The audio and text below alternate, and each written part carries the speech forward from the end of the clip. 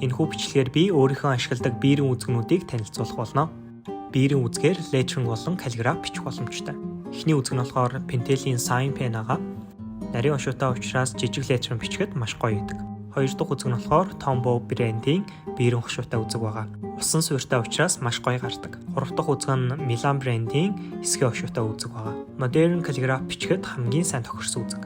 Дөрөв дэх нь болохоор Kanji brush. Энэ Pentel-ийн үзэгтэй ерөнхийдөө төстэй. Гэхдээ зөвхөн хар өнгөөр гардаг байгаа. Тав дахь нь болохоор Zebra брэндийн үзэгнүүд байна. Өмнө хэлсэн Pentel болон Tombow брэндийн үзэгнүүдтэй ер нь бол төстэй. Сүүлийнх нь Porsche-ийн Karin гэдэг брэндийн үзэг байна. Найз маань өгсөн. Тэгээд энэ үзэг маш их таалагдж байгаа. Lettering урдлах төрлийн хувьд iPad-н дээр бичиж байвал digital lettering эсвэл iPad lettering гэж хэлдэг бол биерийн үзэг ашиглаж цаасан дээр бичиж байвал brush lettering болон hand lettering гэж хэлдэг байгаа. Иймэрхүү олон бичлэг үзэхийг хүсвэл намайг дагаад тэгээд энэ рилээ share хийгээрэй.